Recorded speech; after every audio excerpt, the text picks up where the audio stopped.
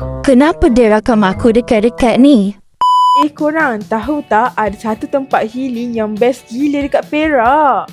Sebelum masuk, korang beli tiket, lepas tu pakai wristband dulu tau. Ni dia. Welcome to Zahara Garden Gopeng Perak. Okey, sekarang kita nak masuk ke antara tempat paling best kat Zahara Garden, iaitu Animal Zone. Kat sini korang boleh tengok haiwan dengan lebih dekat, siap boleh interact dengan haiwan lagi. Okey, next korang boleh pergi ke Dinosaur Park. Korang boleh tekak gambar dan buat video dengan dinosaur ni.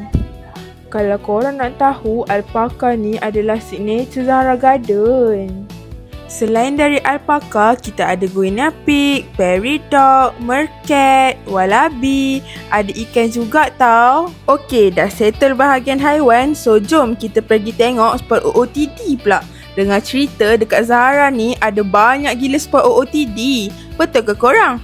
Jom kita tengok sama-sama. Memang banyak lah guys spot OOTD kat sini. Siapa yang suka bergambar, memang macam-macam spot yang ada. Bukan setakat cantik, tenang, estetik, sesuai sangat korang nak bawa keluarga dan kawan-kawan. Dekat sini korang boleh bergambar ala-ala macam kat luar negara. Tak payah pergi jauh-jauh, Zahara Garden pun ada. Korang yang datang Zahara Garden ni mesti tak menyesal sebab kat sini ada Flying Fox juga tau. Apa lagi? Jomlah datang ke Zahara Garden. Bye!